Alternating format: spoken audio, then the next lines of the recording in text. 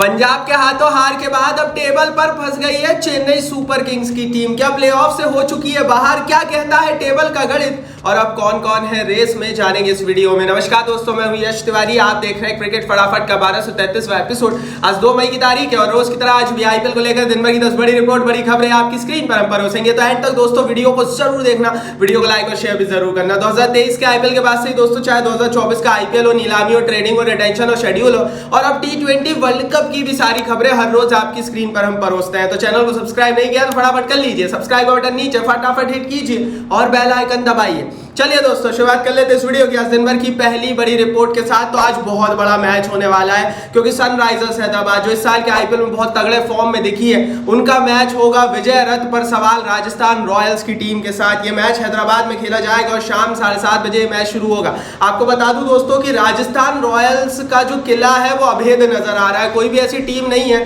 जो इनको झुका पाई है। राजस्थान रॉयल्स ने अगर इक्के दुक्के मैच हारे भी है तो खुद की गलतियों से हारे हैं, and that's why Rajasthan Royals इस आईपीएल की सबसे मजबूत टीम साबित हुई है। सामने हैदराबाद है जिनकी बल्लेबाजी की तो पूरी दुनिया में चर्चा हो रही है क्योंकि 2-3 बार इन्होंने 200 प्लस 250 प्लस के आंकड़े लगाए इस साल के आईपीएल में। तो बहुत बड़ा आज ये मैच होने वाला है। देखो यार, अगर आप सारे ऑड्स देखो तो राजस्थान रॉयल्स जीतने वाली है, लेकिन अगर आप थोड़ा हटके सोचो तो सनराइजर्स हैदराबाद के खाते में ये मैच जा सकता है। तो मैं थोड़ा सा भैया लोगों के विपरीत जाऊंगा। मैं हैदराबाद को आज के मैच में सपोर्ट करूंगा। मुझे लगता है कि जो विजय रथ पर सवाल है राजस्थान रॉयल्स की टीम, उनकी एक हार ड्यू है और हो सकता है आज इस मैच में ये लोग हार जाएं। आप बताओ कौन जीतेगा कमेंट बॉक्स में। आगे बढ़ते हैं दोस्तों, बात कर लेते हैं दिन भर की दूसरी बड़ी रिपोर्ट की। तो ये खबर दोस्तों निकल कर आ रही है हार्दिक पांड्या के हवाले से। T20 वर्ल्ड कप का स्क्वाड का ऐलान हुआ परसों के दिन और हार्दिक पांड्या को चयन तो किया ही गया उनको वाइस कैप्टन भी बना दिया गया भारत की टीम का। और उसके बाद से ही लगातार कई सारे सवाल उठ रहे हैं। ऑस्ट्रेलिया के पूर्व खतरनाक बल्लेबाज मैथ्यू हेडन ने भी सवाल उठा दिया। उन्होंने कहा है Pandya is a big question mark in the India's T20 world cup squad. Pandya सबसे बड़ा क्वेश्चन मार्क है भारत की T20 वर्ल्ड कप स्क्वाड में। मैथ्यू हेडन के हिसाब से भारत ने जो T20 वर्ल्ड कप की स्क्वाड निकाली है उसमें पंड्या का रोल क्या रहेगा उसको डिफाइन करना जरूरी है। क्यों? क्योंकि उन्हें वाइस कैप्टन तो बना दिया गया है, लेकिन इंडियन प्रीमियर लीग में उनका परफॉर्मेंस बिल्कुल जीरो था। तो किस आधार पर वो टीम में खेलेंगे, क्या रोल निभाएंगे? फिनिशिंग उनका बल्ला चल नहीं रहा है, गेंद और सही से कर नहीं पा रहे हैं, तो क्या रोल रहेगा वाइस कैप्टन का? ये सबसे बड़ा सवाल रहेगा भारत की स्क्वाड में। और अगर भारत को कोई भी दिक्कत होगी ना, उसका रीजन पंड्या होंगे, ये हेडन का मानना है और मैं भी इनसे सहमत हूं। आप इस पर अपनी राय कमेंट बॉक्स में बताओ। मेरे हिसाब से जिस तरह का प्रदर्शन था, देखो यार, आपने आईपीएल में बहुत गंदा प्रदर्शन किया। कप्तानी के मोर्चे पर आपने बड़े खिलाड़ी को दूर कर कप्तानी की, वो भी वहां भी आप फ्लॉप रहे।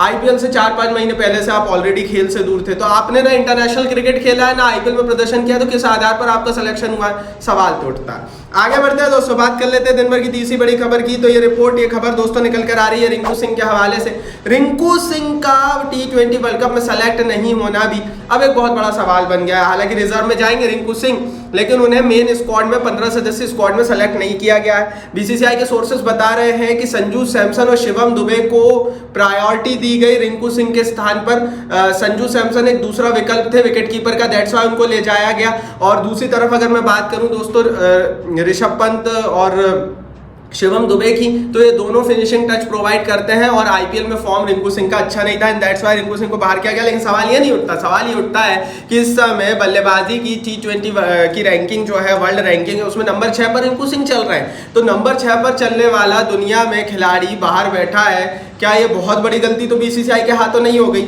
और इसे सुधारने का मौका क्या मिलेगा वो आगे इसी वीडियो में जानेंगे। आगे बढ़ते हैं, चौथी बड़ी खबर की दोस्तों यहाँ से बात कर लेते हैं। ये खबर आ रही है पाकिस्तान के हवाले से। पाकिस्तान ने अभी तक अपनी वर्ल्ड कप स्क्वाड का ऐलान नहीं किया। हालांकि कुछ सोर्सेस के हवाले से इनकी वर्ल्ड कप स्क्वाड लीक जरूर हो गई है। बाबर आजम कप्तान है, हारिस रऊफ की एंट्री हुई है, लेकिन भैया पाकिस्तान क्रिकेट बोर्ड ने कह दिया है कि वो 23-24 मई के आसपास अपनी स्क्वाड का ऐलान करेंगे। अब सवाल ये उठता है कि बाकी सारी टीमों को पर तो दबाव बनाया गया और बाकी सारी टीमें तो बिल्कुल आनंद फानन में ऑस्ट्रेलिया और न्यूजीलैंड और साउथ अफ्रीका और इंग्लैंड और इंडिया और सबने अपनी स्क्वाड का ऐलान किया।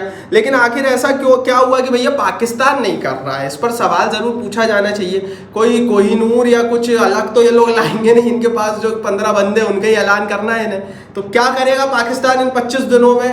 पता नहीं भैया। आगे बढ़ते हैं, पांचवी बड़ी रिपोर्ट की यहाँ से बात कर लेते हैं।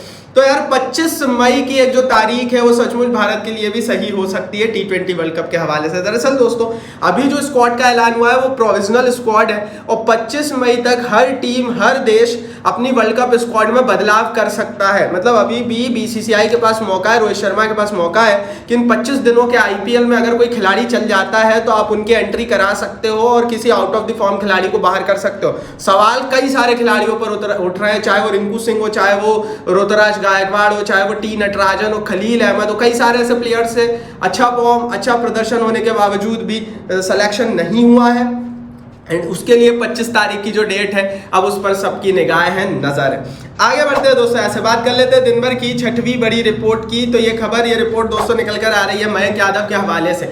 मयंक यादव IPL 2024 से बाहर हो सकते हैं। बेशक 19-20 दिन का अब IPL और बचा है, लीग स्टेज तो बहुत जल्दी खत्म हो जाएगा, लेकिन मयंक यादव पर अब सवाल उठने लगे हैं क्योंकि BCCI इन्होंने NCA बुला लिया है। हमारा पेस अकेडमी का हिस्सा बनेंगे मयंक यादव और वो रिमाइंडर ऑफ द IPL से बाहर हो जाएंगे अपनी इंजरी के चलते। लास्ट मैच में उनकी एंट्री हुई थी मुंबई के खिलाफ, कुछ गेंदें फेंकी, उसके बाद फिर वापस चले गए और अब उनका सही से रिहैब होगा। देखो यार MRF की ये जो पेस अकेडमी है ना बेंगलोर में, BCCI की ये जो संस्था है, इसकी दिक्कत यह है कि यहाँ अगर कोई भी तेज गति का गेंदबाज जाता है ना उसकी गति गायब हो जाती है, उसकी पेस चली जाती है। एंड यही डर अब मयंक यादव के हवाले से आ रहा है क्योंकि 150 पर गेंदबाजी की इस साल के IPL में। आगे बढ़ते हैं, 7वीं बड़ी खबर की बात करते हैं। सबसे बड़ा सवाल कि चेन्नई सुपर किंग्स की टीम लास्ट मैच में कल के दिन पंजाब के हाथों हार के बाद बाहर हो चुकी है IPL से। क्या कहता है चेन्नई का गणित, क्योंकि मुंबई और RCB के चांसेस तो ना के बराबर है, लेकिन चेन्नई का भी अब एक गणित सामने आ गया है जो शायद चेन्नई सुपर किंग्स को बहुत ज्यादा परेशान कर रहा होगा। इस साल का IPL काफी फंसा हुआ रहा है और ये क्लियर हो गया है कि अगर आपको प्लेऑफ में पहुंचना है तो आपको 16 अंकों की आवश्यकता होगी। चेन्नई सुपर किंग्स की टीम के साथ समस्या यह है कि चेन्नई ने 10 पॉइंट है चेन्नई सुपर किंग्स के और चेन्नई के 4 मैचेस अब बचे हुए हैं। चेन्नई को 4 में से 3 मैचेस जीतने ही पड़ेंगे ताकि वो नंबर 4 के लिए क्वालिफाई कर जाए। तो चेन्नई सुपर किंग्स की टीम के लिए अब हार बिल्कुल भी बर्दाश्त नहीं है क्योंकि यहां से चेन्नई अगर एक मैच और हारती है तो फिर चेन्नई को अपने बचे हुए 3 में से तीनों के तीनों मैच जीतने पड़ेंगे ताकि वो 16 अंक आ जाए और ये लोग नंबर 4 पर पहुंच जाए। देखो यार गणित तो इतना क्लियर है कि 16 अंक तो आपको चाहिए ही होंगे क्योंकि अभी KKR हो, लखनऊ हो, राजस्थान हो, इनके काफी मैचेस बचे हुए हैं और ये सारी टीमें 16 अंकों के बहुत करीब है। तो ये सारी टीमें 16 पॉइंट्स इजी हासिल कर लेंगी। तो 16 अंकों पे क्वालिफिकेशन होगा, 10 टीम टूर्नामेंट है ये।